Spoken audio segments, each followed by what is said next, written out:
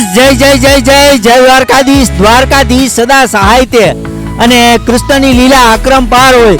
ખાસ જ્યારે લાખોની સંખ્યામાં પદયાત્રિકો દ્વારકા આવી રહ્યા હોય અને ઘણા બધા કેમ્પની આપણે મુલાકાત લીધી છે, પણ ખાસ કરીને દ્વારકા 82 વિધાનસભાના ધારાસભ્ય પબુભા માણેક અને એમના જે પુત્ર છે સદેવસિંહ માણેક, એમના મિત્ર મંડળ દ્વારા પણ દ્વારકામાં જે પદયાત્રિકો માટે કેમ્પ કરવામાં આવ્યો છે. જ્યારે ગરમીનું મોસમ હોય ત્યારે ઠંડો શેરડીનો રસ અને યાત્રિકો માટે આરામ અને સુંદર એવી ભોજનની વ્યવસ્થા રાખવામાં આવી. તો સંદીપસિંહ આપણી સાથે છે. સંદીપભાઈ, પહેલા તો જય જય જય જય દ્વારકાધીશ. શિવ શિવ જય દ્વારકાધીશ. ખાસ કરીને જે કૃષ્ણ ભક્તિનો રંગ અને કૃષ્ણની લીલા અકરંપાર હોય અને લાખોની સંખ્યામાં પદયાત્રિકો કૃષ્ણ ભક્તો દ્વારકા આવતા હોય અને એની સેવાનો લાભ શું કહેશો આપ? સૌથી પહેલા તો દ્વારકા જિલ્લામાં જેટલા પણ આ આપણા જેવા કેમ્પ લગાવ્યા છે બધાનો ખૂબ ખૂબ ધન્યવાદ માનું છું. કારણ કે લોકોની આસ્થા છે અને સનાતનીઓનો દેશ છે. તો લાખોની સંખ્યામાં આજે આખા ગુજરાતમાંથી, ગુજરાતના ચારે દિશામાંથી અત્યારે તમે જુઓ, બરોડા હોય, સુરત હોય, અમદાવાદ હોય, આ બાજુ કચ્છ બાજુથી હોય અને 400 કિલોમીટરથી સતત લાઈન જ આવેલી આવે છે. તો જ્યારે આટલા માણસો જ્યારે આવતા હોય તો જ્યાં પણ જેને પણ સ્ટોલ લગાવ્યા છે એનો આપણે પહેલાં તો ધન્યવાદ માનવો જોઈએ. કારણ કે ખૂબ મોટી સંખ્યામાં જ્યારે આવતો બધાની સેવા કરે છે. તો આ લોકોને આસ્થા તો છે, ખૂબ આસ્થા છે, એટલે બધા પદ ચાલીને આવે છે.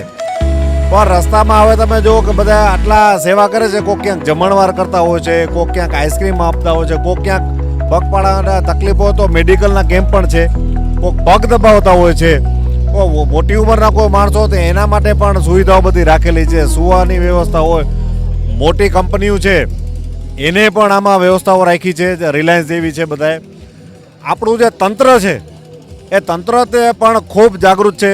ચારે બાજુ ખૂબ એ લોકો વ્યવસ્થા કરી અને કોઈને તકલીફ ન પડે. આપણા જિલ્લાના એસપી હોય, કલેક્ટર હોય કે નાનામાં નાનો જીઆરડી એસઆરડી વાળા કોઈ પણ માણસો હોય, ખૂબ સારી વ્યવસ્થા જાળવી છે. તો આપણે એનો પણ ધન્યવાદ માનવો જોઈએ. અને આપણે જાણીએ છીએ કે ભારત દેશનો કોઈ પણ જે છેલ્લો અવતાર હતો, છેલ્લો અવતાર આપણા 26 અવતાર શ્રી વિષ્ણુ ભગવાનના થયા. તો એમાંથી શ્રી કૃષ્ણનો છેલ્લો અવતાર, એને 5000 વર્ષ થયા. તો તમે વિચાર કરો કે એની આગળના જેટલા 24 અવતાર થયા એ કેટલા કહેવાય, એ એમાં કેટલો ગેપ.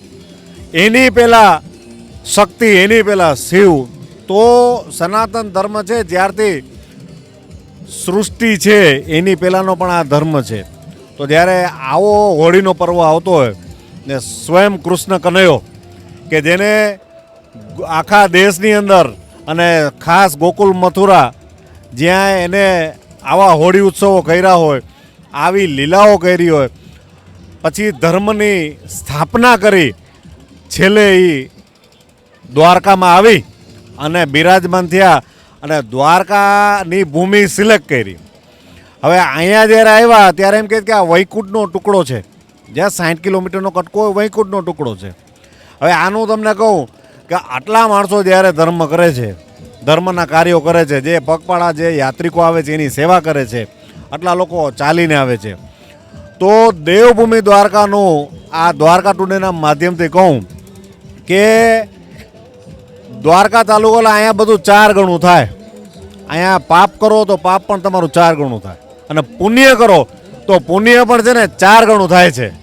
એટલે જેટલા લોકો અહીંયા દર્શન કરવા આવ્યા છે, ગોમતીમાં સ્નાન કરવા આવ્યા છે ને એની પણ લોકો જે સેવા કરે છે એનું બધાનું આ 4 ગણું પુણ્યનું ભાથું ભરાવાનું છે. ખાસ કરીને ભાજપ અગ્રણી જો આપ અને જેટલા લોકો પદયાત્રા કરી રહ્યા છે, પણ જે દ્વારકાધીશની કૃપા દેવભૂમિના લોકો ઉપર આપ પણ પદ લઈને બેઠા છો, પણ જે મૂકો છે દ્વારકાધીશ અવારનવાર આવો નવો સેવાનો લાભ દેતા રહીએ છે. થોડા દિવસો પહેલાં યજ્ઞમાં પણ બિઝી હતા. એની પહેલાં જ્યારે સમૂહ લગ્નની વાત હોય, કંઈ ને કંઈ કર્મ આપના પરિવાર દ્વારા પણ ચાલતું હોય છે. હમણાં શ્રાવણ મહિનો આવી જશે, શું કહેશો એ બાબતે આપ?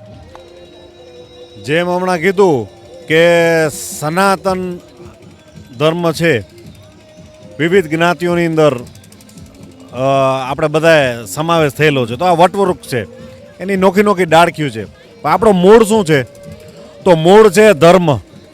તો આપણે બધાએ આપણા વડીલોના ઋષિમુનિઓ જેમ કીધું છે કે ધર્મને પકડી રાખો. તમે કોઈ પણ ફિલ્ડમાં હોવ પણ ધર્મ જોઈએ. તો આમાં આપણે જોઈએ તો આપણી ફરજ શું આવે? તો ભૂમિ માટે યજ્ઞો કરવા, પછી આપણા પૂર્વજો હોય એના કલ્યાણ માટે જે હાલમાં જે છે એ લોકોના ધર્મ કાર્યોમાં જોડવા, આવનારી પેઢીઓ પાસે ધર્મ કરાવો. તો આ એક આપણા સંસ્કાર છે અને એ હોવા જ જોઈએ. અને સનાતનીઓમાં અત્યારે ખૂબ જાગૃતતા આવી છે કે બધાએ પોતપોતાની રીતે કાંઈક ને કાંઈક કરતા રહે છે. જેનું આ આપણે દાખલો આ જોઈએ અત્યારે હાઈવે રોડ ઉપર કે ચક્કા જામ છે, લાખોની સંખ્યામાં જ્યારે અહીંયા બધા આવે છે તો એને ક્યાંય ખાવા પીવાની ને રહેવાની કે મેડિકલની કોઈ પણ એમ ન કહી જાય કે અમને આ સુવિધા નથી મળતી. આટલી લોકો, તંત્ર, સરકાર અને લોકો પોતાની રીતે સેવા કરે છે. આને કહેવાય સંસ્કાર. આ કેમ્પની પ્રેરણા ક્યાંથી મળી છે આપને? કેમ્પની પ્રેરણા સેવા.